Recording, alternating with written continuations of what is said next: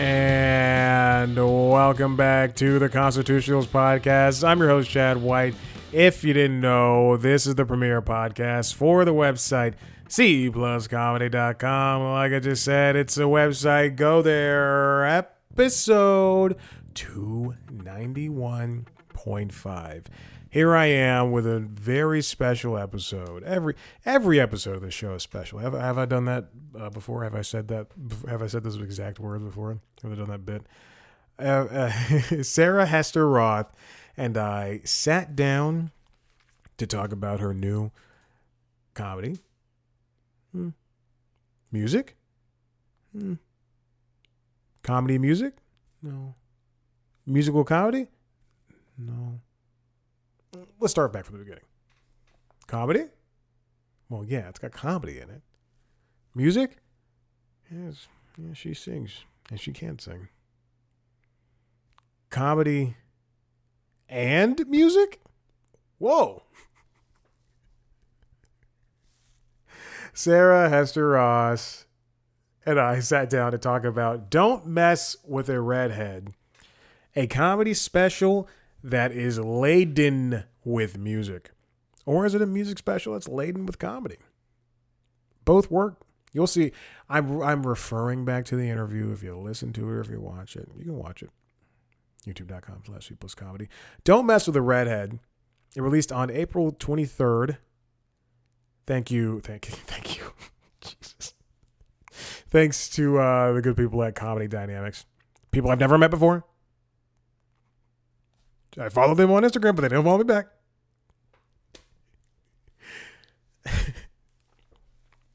Sarah invites you into the life of a TikTok famous woman who doesn't want babies and leads the Stop Giving Men Microphones movement. She's very funny, and she's like a fantastic singer. Not like a fantastic singer. She's also a fantastic singer. She's got millions. I can say that because it's over 1 million. It's over 2 million. She has millions of social media followers. She's known around the internet for what she does, a thing called Florida Man Friday. She's a fan of Bette Midler. We're both fans of Rachel Bloom. That's one thing I wanted to bring up because she does music and she does comedy. And I really wanted to bring up Rachel Bloom. I had to work in Crazy Ex-Girlfriend at some point. She lives in Las Vegas and performs at a place there. This is so bad. I do not know the name of the place, but she performs there and she does music. And again, she's a fantastic singer. She's a winner of the Best of Las Vegas Comedian. Winner of the Best of Las Vegas Comedian one-woman show. She was on America's Got Talent, the Dr. Demento show. She's earned more than 15 million worldwide streams. And obviously, this is going to keep going higher and higher.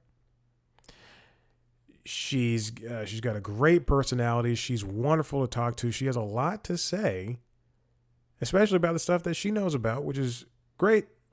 I got to tell you, when I talk to a person when I'm interviewing them, and they can fill in the blanks, fill in the gaps. Oh, this is fantastic. She's so funny.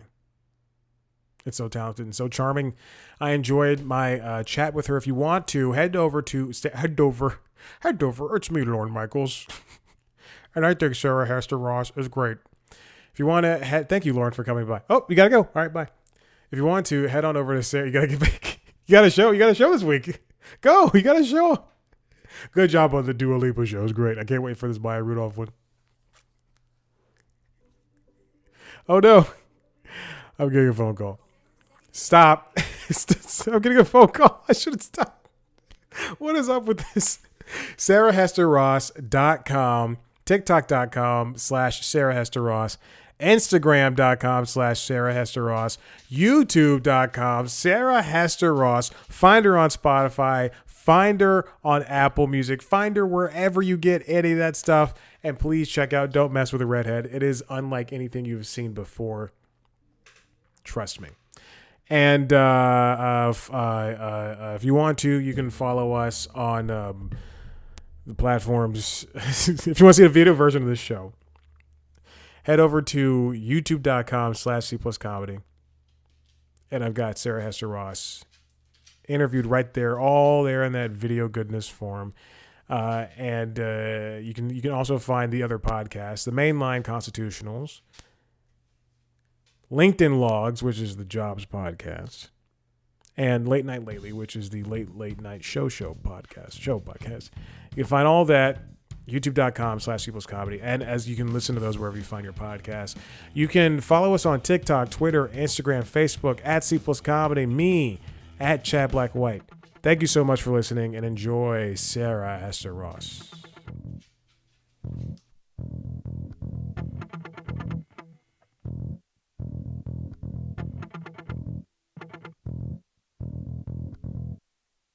Hello. Hi, Sarah. Thanks for joining me today. Oh no, it's my pleasure. Thank you for having me. Yeah, of course. I was just looking at your special and watching a bunch of videos on your YouTube. I have to say, and don't take this the wrong way. You got to choose one lane. You can't be good at comedy and good at music. Well, I disagree. I mean, Respectfully, I disagree. Well, I actually get that kind of comment a lot, especially when I first started comedy. mm, I would do shows, and I would have people come up to me after the show and be like, it's so funny. I really wasn't listening to your jokes because I enjoyed the music so much. And I'm like, oh, okay. That's not really what I was going for, but I appreciate the part comment, compliment, but yeah, so it happens. no, I mean it's I'm not one of those people. I can take everything at once. It was like my favorite show, one of my favorite shows of all time is Crazy Ex-Girlfriend. And Uh, Rachel Bloom is a huge icon of mine. I love her so much.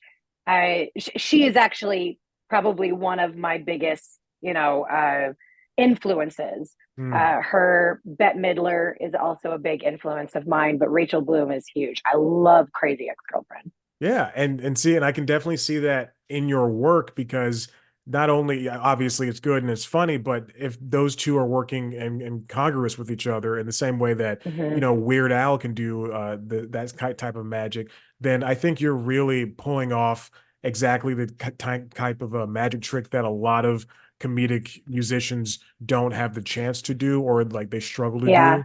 And it's just I mean, I don't know even where you begin because it looks like when I was on your YouTube page that some of those songs that I'd heard in the special had appeared before Hmm. and whether they've changed over the years or not, the core values of them have stayed the same and that's really a testament to how well you wrote them.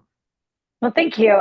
Yeah, and I was concerned about that because, when I was putting this hour together, I really wanted to put my best material out there, being the biggest platform that I've ever been on for my more eyes that aren't on social media to possibly see.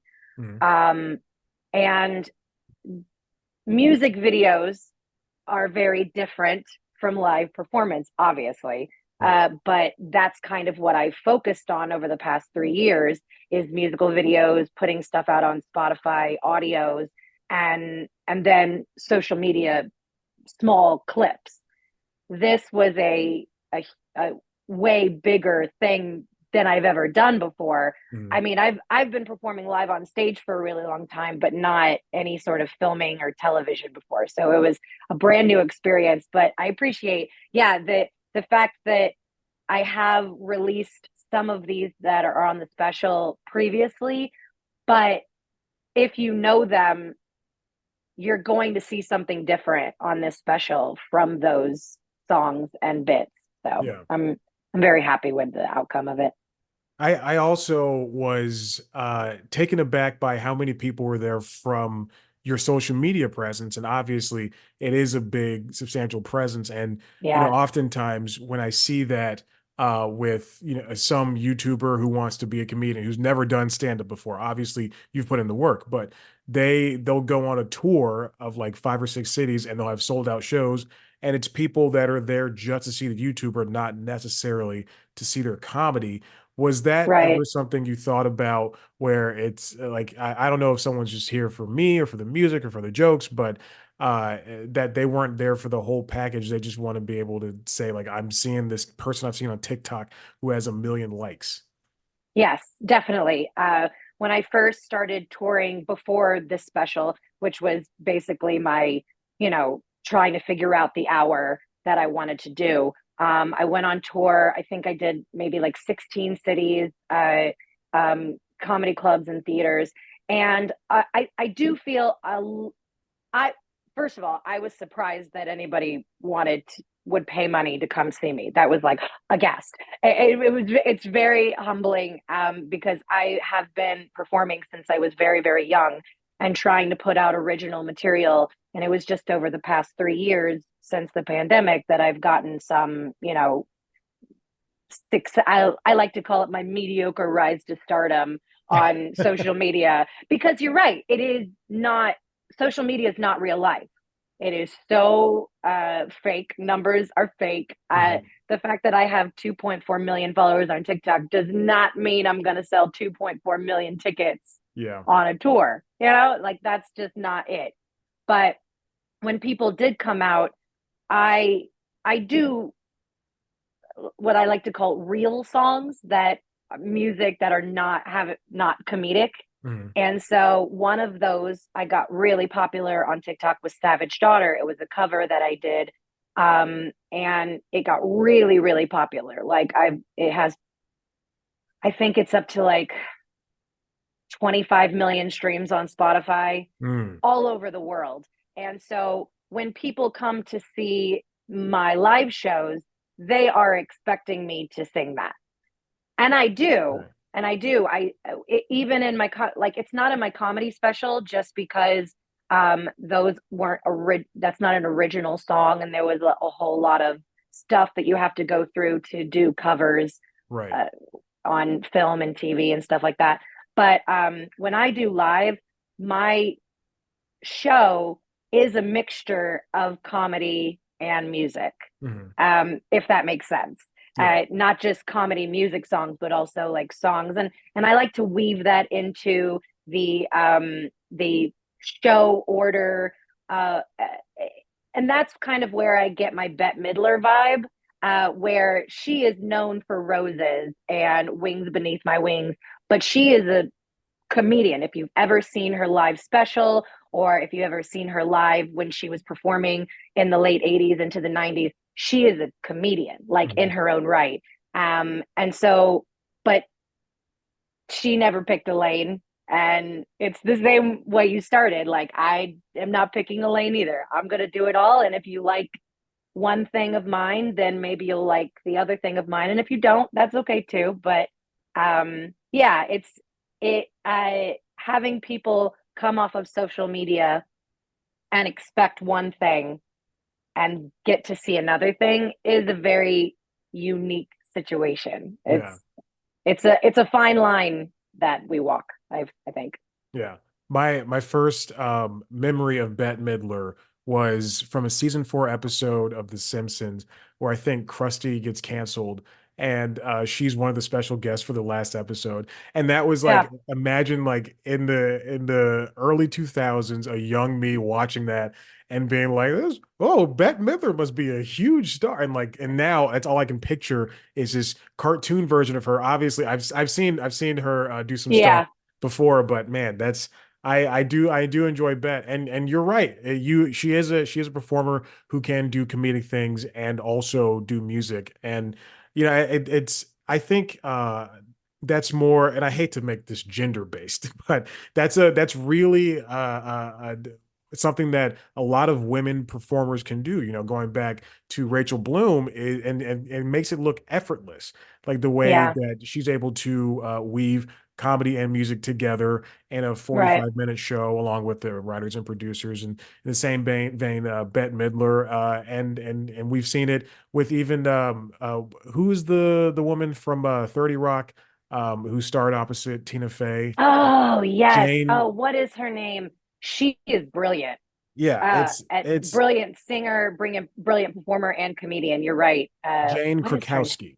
Yes, Krakowski. That's right. Yes. Ah, she's so great. And I love 30 Rock. Yeah. She's brilliant on that. But yeah, she's on Broadway. She's been on Broadway for decades. And so, yeah. It's so great, and I think that is a defining aspect for people for women who are able to be on stage and have these giant Yeah. presences. I guess I don't know if that's the right term. No, I get what For you mean.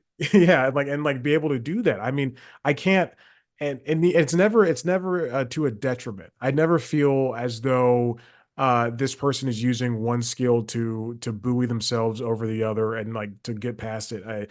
Especially Right. like when something in let's go to Broadway when there's a Broadway show that can make me laugh like Six, like it's or Mean Ah, Girls.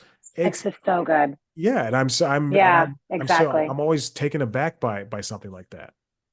Yeah, and I mean, I know that you're not in any way to put it out there, but like men have been doing it too. Tenacious D. Oh, right. Yes. Yeah. There's actually an up and coming group called Wolves of Glendale. I Okay. don't know if you've ever heard them, but they're a comedy group. But it's all musical comedy, but their music is just good, and they're it's this misconception that in comedy, if you're doing musical comedy, your comedy has to be better than your music. And I just disagree. I think it like there are plenty. Carol Burnett is another really big good example of, funny and music. You don't have to compromise between the two. Hmm. And that's kind of what I want to put out there as much as possible, that I am first and foremost a musician. I am new to comedy. I'm new to writing comedy. I've only been doing it for about 10 years. So I understand that my strong suit is music, and that's not going to go away. Like I want to put out good sounding music that even if it is comical, you can put it on and listen to and be like, ah, shit, this is good. Like I can jam to this, you know what I mean? Yeah. Yeah. Yeah. So, and but I understand, like, coming from the realm of just pure comedy, that is new. Hmm. That is a new concept. Yeah. And I hope to be a part of that rise, I guess.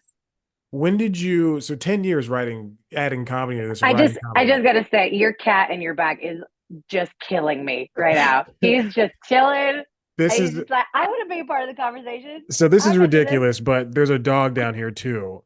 He knows. And they're fighting because they're very hungry right now. And he's crawling under the desk and I'm just having so much trouble corralling both. So if you see me like reaching down here, I'm not Jeffrey Tubining Okay, anything. right. No. So Oh my gosh. Well, I wasn't thinking that, but now I am. So oh thank you gosh. for that. I don't want to do that. Don't start that rumor. But adding comedy into like writing comedy, what spurred that for you? Is it because you are a naturally funny person? You have that charisma about yourself? Well, I am Jewish, so that's partly where it starts. No, but I my main gig is dueling pianos.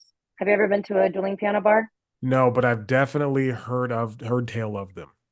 Okay, so I live in Las Vegas, and that's my what I call my main shtick, my main gig. I work there 3 nights a week at a bar called Bar at Times Square at the Mhm. New York Hotel and Casino.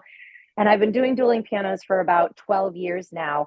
And a big part of dueling pianos is, riffing with the audience, improv, comedy driven. Um, and they have these things called call downs, where if someone's celebrating a birthday or an anniversary, you'll call them down to the pianos, and we'll like do a song with them and kind of poke fun at them, or just have fun. It's very bar burlesque esque, so it's sometimes raunchy on the side.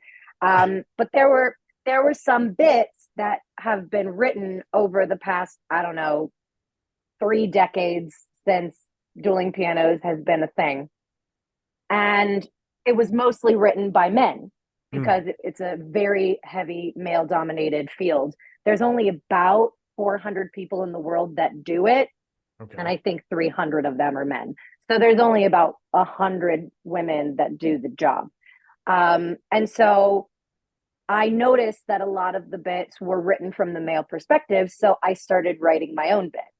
Hmm. And that's kind of where the comedy writing came from. And I realized that I was kind of good at it. And I just kept going. And, now I've got over, 60 songs written, original comedy songs. And Wow.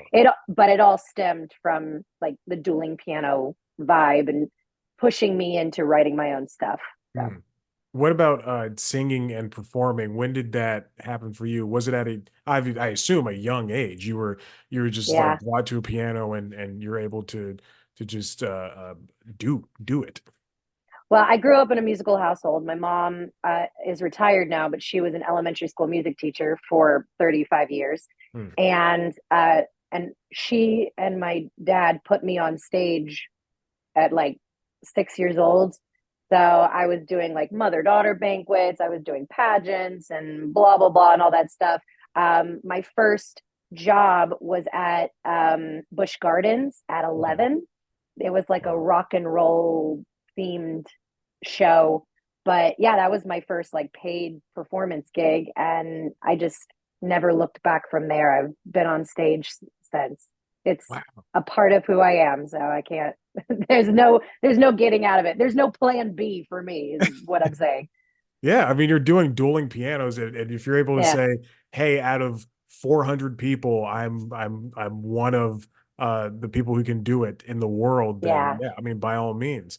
What we were off on a musical tangent earlier. What are your Mhm. favorite Broadway musicals, or just like any type of music properties? What do you find yourself listening to? Well, I grew up wanting to be on Broadway. I mean, Mhm. obviously, I've been on stage since I was very little, so musical theater was really big in my life. I did kind of lose that dream a little bit because I had a vocal issue. Um, uh, it was, I guess, it's been about 15 years, and I just don't have the stamina anymore for like Broadway, Mm. unfortunately. But I love listening to Broadway, and maybe one day someone will write a musical just for me in my vocal range, and I'll be able to do it. Like, sky's the limit. I'm not one of those people that would be like, I'm never gonna do it because it's over. But uh, maybe one day. But my favorite musicals are The Last 5 Years by Jason Robert Brown. Love that musical. I love Six. It's Mhm. brilliant. I love the storyline and putting the women in front of the story of Henry Yeah. VIII. I just love it. The music's awesome. This book is awesome. I grew up with my favorite being Joseph and the Technicolor Dreamcoat. I Okay. love the narrator Yeah. in that. So I mean, I love musical theater, but I just love music in general. I'm a big Lady Gaga fan. I think she's Okay. brilliant. Mhm. Um, Out of all of Lady Gaga, like I think Joanne, her album is just the most brilliant thing she's ever done. Really? Um, oh yeah, I Okay. love pop and art pop Lady Gaga, but Joanne was just special because you Mhm. could tell that she wanted to do that. Like Yeah. artists have to do a certain genre to get seen and popular and be all weird. Not saying that they don't want to do it, but they have to get to this level. And then when they get to this level, Beyonce, Cowboy Carter is a prime example of that too. Yeah. Now they're at this level. Well, they can do whatever the hell they want at this point. And Joanne is that. Cowboy Carter is that. I mean, Mhm. I am such a fan of Cowboy Carter. I think it's brilliant. Um, I love it so much. But yeah, I love Joanne. I don't know. Is Yeah. that enough?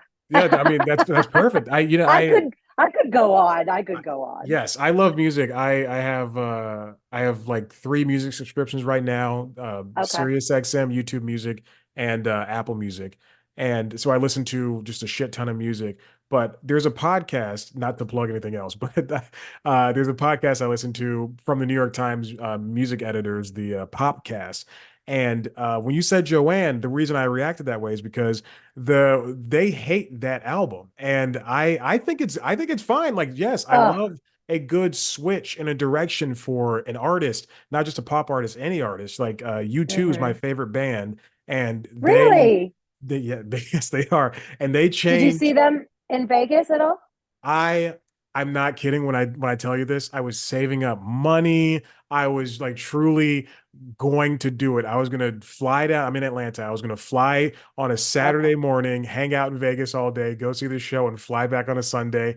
And I could never find a ticket in my price range. Like truly, I was They willing. were they were ridiculous. Yeah, yeah. Like The I saw prices Taylor were Swift. crazy. I saw You Taylor did? Swift in Nashville twice. I've seen her That's twice. awesome. I saw her on the Reputation tour in San Jose, Okay. California, and Nashville. I drove there for the last tour, Eras tour, and I for both tickets I spent over $400, and I was elated, and I'm willing to go the extra mile. I just Hmm. need someone to meet me halfway in the middle with the ticket prices. I totally get it. And it really had to do with them opening the Sphere. Mhm. I really do believe that, and Vegas is just out of control with the ticket sales because, they're pushing people to have to travel, Yeah.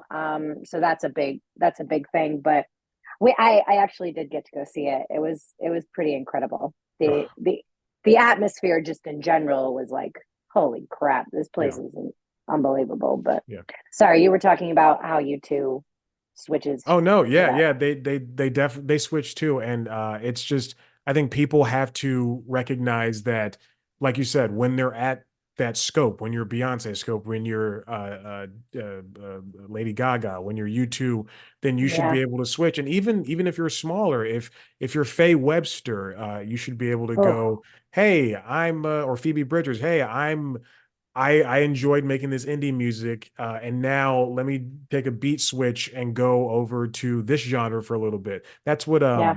Big Thief did. They made kind of a country album after their Yeah. indie rock debut. Yeah. Yeah. I respect it. And I get people, fans, and fans are freaking loco. Like, I, I don't have that gene of like super fandom.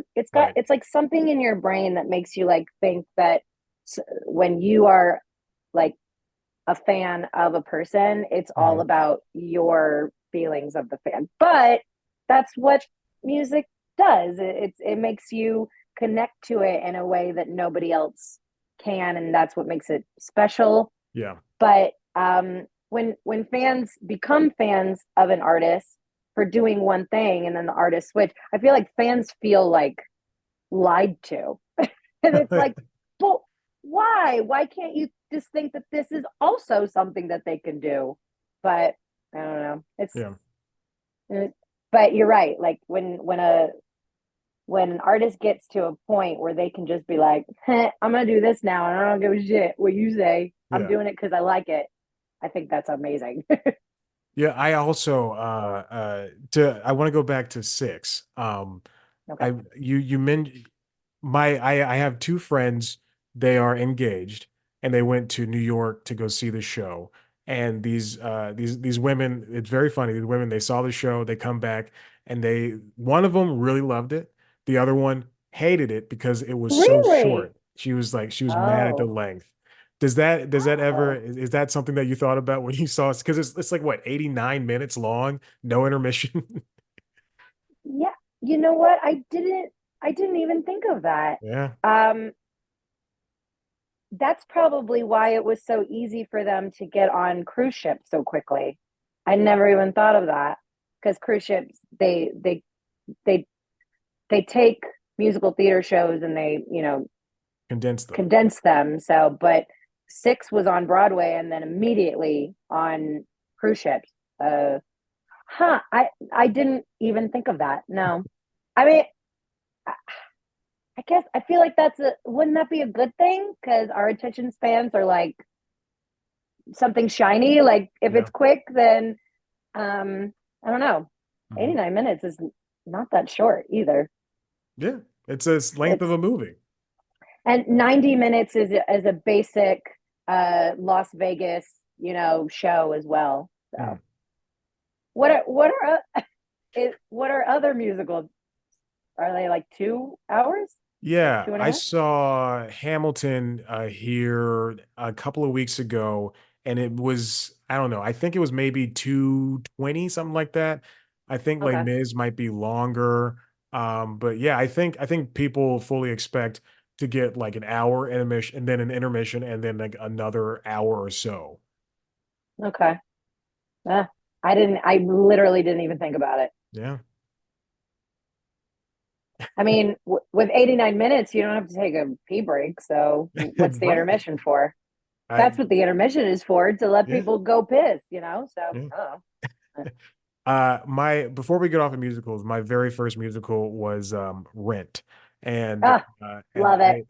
I have so many issues with the show, but I enjoy the music, and I'm glad it's made. But now my favorite one is Les Mis, and I will just go to the ends of the earth in order to see this show. It's coming here this summer, and I'm gonna go see the Okay. show. I guarantee it. I will, but I love Les Mis so much. It's a great tale, and I think it can last for decades and decades to come.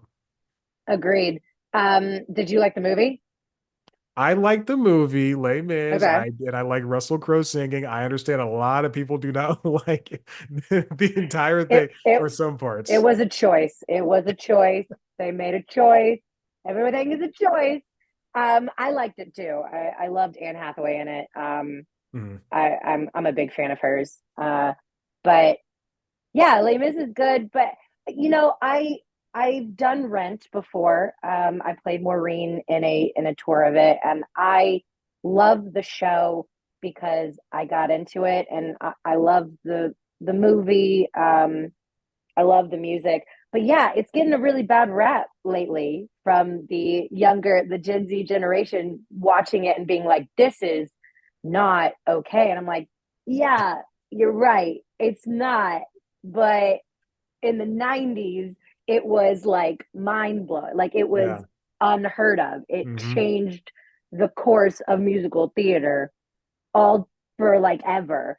So, but it's just like, but then that brings up the topic of conversation of like, does art stand the test of time Right. of stuff like that? Because, like you said, Les Mis, the story itself, I agree with you. It is going to be good from beginning to end, like Mhm. because of the story. Rent, in its because of the time period that it was in and things that were like obviously not okay, but were accepted Yeah. in the moment. Do, does that make what do we do with that? Do we throw the baby out with the bathwater, or do we share in the appreciation and then just move on, or like does that mean Rent is over? Ah, I can't. The millennium me will not let me. But Yeah. I don't know. It's a hard line Yeah. because we It's like comparing Michael Jackson songs. He was a bad person. I just can't listen to him anymore because that's all I'm going to think about. But then, yeah, if a Jackson 5 song comes on, I go, "Well, he was a child. He didn't do anything then." It's right, that's I think that's the problem with this TikTok generation is they didn't live in that time period, and yes, Rent is in a capsule, and so is the yeah, first gen of Pokemon, the first generation of Pokemon games. Obviously, they differ from the what are we in the 12th gen or something, ninth gen rather, of Pokemon that where you can run around the entire world, whereas you were following the rails of that Pokemon game, and that's okay, why you know six as well. It can last forever, until women get the same parity as men, and then Yeah. that moves on to the next gender of that gender trying to get the same kind of results for that men and women have. And it's just Right. we can't if we yes, it's okay to question everything for these kids. But at some point, not every answer needs to be as in depth. Not every answer needs a Medium post or an opinion piece on the New York Times or on a Tumblr page. I think if Tumblr's still Hmm. around. So I think we just kind of Reddit. I think Reddit is now. yeah, That's Reddit. yeah, whatever. Yeah, we just have to move past it and then talk about it, acknowledge it, and then go, okay, this doesn't need that deep of a conversation. Right. Well, I think that that kind of mindset is going to affect art in the future. Hmm. I In a good way. In a good way, in good way and bad way. I mean, we're now thinking about the long term uh I can't think of the word right now. The reciprocation is not the retaliation. No, crap, I can't think of the word. I hate when I do this. Um Things that happen because of a action consequence. Oh my Consequence. Okay. gosh. Yes. Ah, we're thinking of long-term consequences now, Mm. and like when we are creating things, which is a good thing. Right. We're not just focusing in on the moment at time, like down the line, what is this going to look like? Yeah. Someone's going to see this in a decade. What are they going to think of me? That, or think of my gender, think of my generation, think of all this stuff, which I could be a bad and a good thing, because that puts you kind of in a box. Mm. And with creativity, you never want to be put in a box, but there are consequences to our actions Yeah. and what we put out into the world. And that is what I love about the TikTok generation and the Gen Z generation, is that they're being like, this is just a consequence. I Yeah. mean, it is what it is. Yeah. So deal with it and either learn from it and move on. Hmm. So I just want to. You can go ahead and finish. no, I was finished. Okay. I mean, uh, we mentioned the TikTok generation. This kind of popped into my head. You're a very creative person, and like you just mentioned, you don't want to be put in a box. Has putting stuff out on TikTok or Instagram or YouTube or any one of these platforms, has that do you feel like for you as a person who makes art and music and comedy, does that do you feel stifled by it? Do you feel like there's more opportunities or just so many opportunities that it does make you somehow laser focused and which is makes you unfocused? I don't know. How does that make you feel? Social media is a fickle mistress. Uh-huh. God, it is a very fickle mistress, and it can make you feel so good and like you are on the edge of the world and you can do no wrong. And then on the flip of a dime, it can go at your throat, and it can get scary. Mhm. People eat, take what you say and misunderstand, or they understand exactly what you say and they just hate you for it.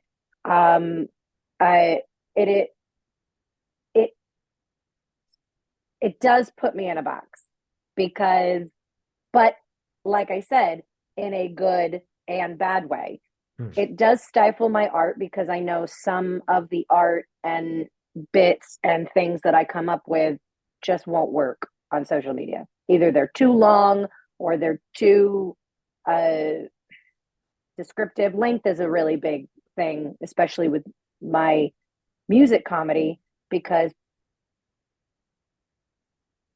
I don't put out full songs on TikTok or Instagram. You can Okay. find them on YouTube, like music videos and stuff like that, but they don't really work on the short form social media stuff. Mhm. So yes, it does put me in a box, meaning that I have to create shorter clips instead of somebody getting the whole picture of what I wrote, if that Right. makes sense. Yeah. And then, but on the good side, I put a lot of thought and time into what I want to put out into into the universe, the internet universe, that shows who I am and what I believe and what I Mm, think. okay. So, in that way, it does put me in a box because things that I grew up thinking were okay or normal to say, do, joke about, whatever, I have learned over that they're not. And now I'm changing my mindset of what is comedy, what is funny, what do I want to say with my music and Yeah. with my comedy? Who do I want to affect? who who do I want to uplift and who do I want to call out? So in that way, the box is helpful in my personal just growth as a human being. Yeah. And that's why I like it so much, but it's also a lot of work and it the algorithm is constantly changing and it hit Mhm. or miss. I have absolutely no idea at this point what does well and what doesn't do well. People ask me my opinion all the time because I have such high numbers on social media. Like, how did you do it? I was like, I don't know. I literally have no idea. Yeah. I put it out there and people liked it, so I kept doing it. And that is literally it. I can give advice about what I did, but what I did might not work for somebody else. Yes. It's crazy. Yeah. It's wild, but it's the Gosh. times that we live in. I can't believe such an answer came from a woman who sang in her comedy special about holding in a fart during sex. It's just, That's just but that's just real, man. You yes. know, I mean, Yeah. that's a if a woman has if anybody on it, not just women, if anybody has told me that they were having sex with someone and then all of a sudden they were like, oh, is this a fart? Am I like, is this good? Is this bad? I don't know. It's just it's a blanket statement. And Yeah. if you say you've never done that, then you're a virgin probably. So that's probably what that means. Yeah. 100%. Everybody who's just, no, no, I've never done that before. Like, okay, Yeah. come on. Liar. Lies. We've all had Mexican food and then done the deed. Exactly. Taco Bell was a bad choice for this evening. Yeah. Well, Sarah, I don't want to take up too much more of your time. I have to say, take this to heart. You are one of the most talented people I've spoken to. Oh, I've been doing this for 11 years, and it is just a genuine joy to see someone who can meld comedy and music together and do it well.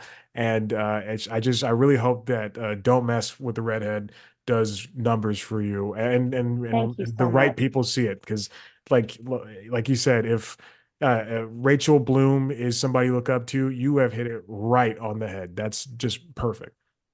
Thank you so much. And it means a lot to me, especially coming from someone, who is so in depth in the comedy world.